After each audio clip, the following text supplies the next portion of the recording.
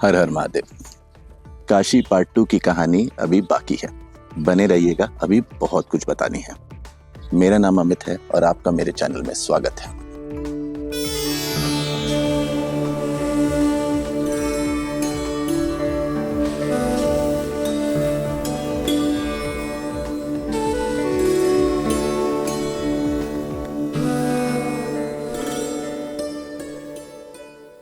शिव की नगरी में शक्ति का वास भी उतना ही गहरा है। मैं पहुंचता हूं मां विशालाक्षी मंदिर। ये काशी की शक्ति पीठ मानी जाती है। कहते हैं यहाँ माता सती का कुंडल गिरा था। मां विशालाक्षी का अर्थ है विशाल आंखों वाली मां, जो अपने भक्तों पर सदा दृष्टि रखती है। मंदिर छोटा है लेकिन ऊर्जा बहुत बड़ी। तंग गलियों के बीच स्थित लेकिन शक्ति अनंत। इसीलिए काशी सिर्फ शिव की नगरी नहीं है, ये तो शिव और शक्ति का मिलन है। शिव अगर शून्य है तो शक्ति स्पंदन, शिव अगर ज्ञान है तो शक्ति क्रिया, शिव अगर बिंदु है तो शक्ति पूरा ब्रह्मांड। Shiva is a passive energy, Shakti is active.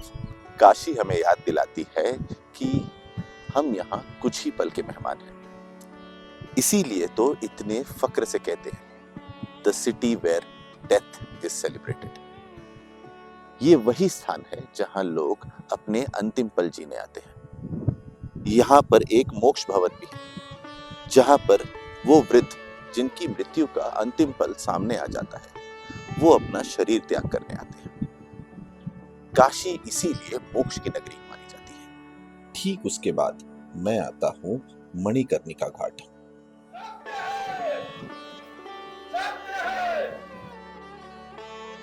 जहां मौत भी मोक्ष है। ये जगह कमजोर दिल वालों के लिए नहीं है, लेकिन ये जगह सच देखना सिखा देती है। ये वही स्थान है जहां आग कभी बुझती नहीं है। दिन हो या रात, चिताएं लगातार जलती रहती हैं। ये मानना है कि जो इंसान काशी में अपना शरीर त्याग करता है और यहीं उनकी अंतिम क्रिया होती है, बाबा मसान नाथ खुद उनके कानों में तारक मंत्र देते हैं, जिससे उनकी पुनर्जन्म यानी कि रीबर्थ की साइकिल खत्म हो जाती है और उन्हें मोक्ष की प्राप्ति होती है।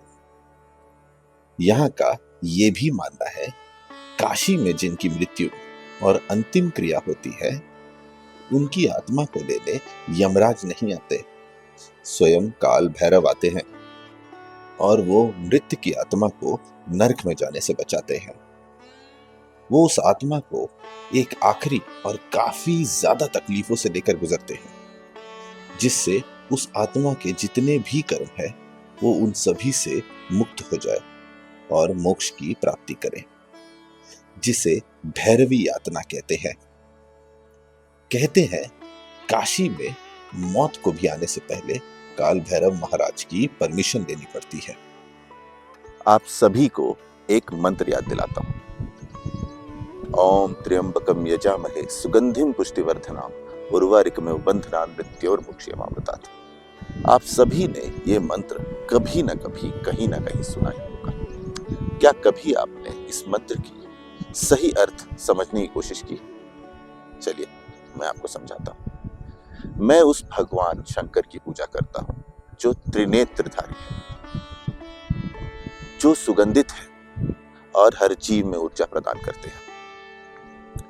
जिस तरह एक काकड़ी जब पक जाती है तो अपने तने से खुद ब खुद टूटकर गिर जाती है, ठीक उसी तरह मुझे मृत्यु से मुक्ति प्रदान करें और मेरी आत्मा को अमर करें।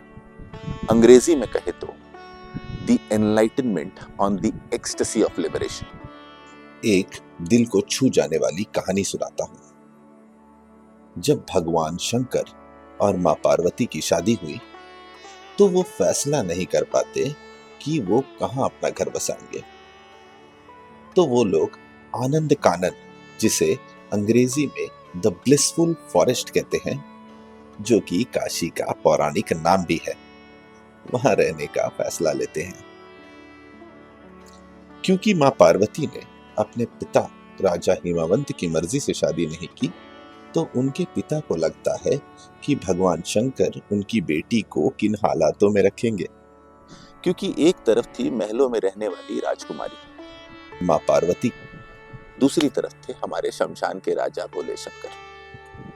अब राजा हिमावंत कुछ लोगों को काशी भेजते हैं, ताकि अगर कुछ कमी हो तो ये लोग पूरी कर सके। अब जब ये लोग काशी आते हैं, तब उनमें एक अजीब सा परिवर्तन होता है और ये लोग जैसे आए वैसे ही चले जाते हैं। जब उनकी पेशी राजा हिमावंत के सामने होती है, तब राजा हिमावंत ये पूछते हैं कि आखिर तुम लोग वापस ऐसे ही क्यों चले आए, सारे सामान लेकर? तब वो लोग कहते हैं कि काशी को इन सब चीजों की जरूरत ही नहीं है, वहां की भव्यता और शांति इस राजमहल में भी नहीं। ये परिवर्तन थी मुक्ति की।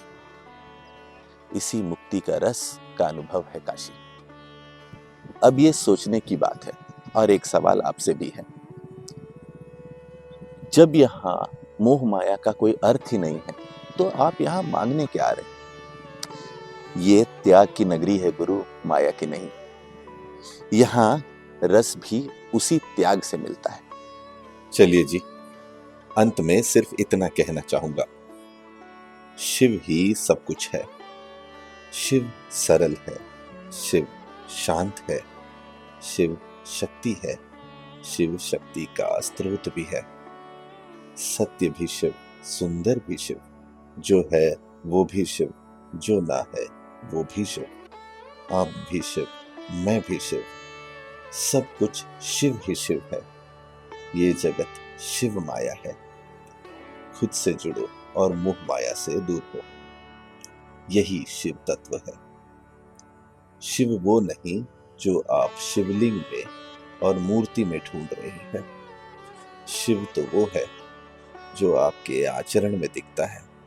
चलिए एक सवाल पे इस कहानी का अंत करता हूं। जब सब में शिव है, तो तुम उसे मंदिरों में क्यों ढूंढ रहे हो? चलिए फिर मिलेंगे, तब तक के लिए हर हर महादेव।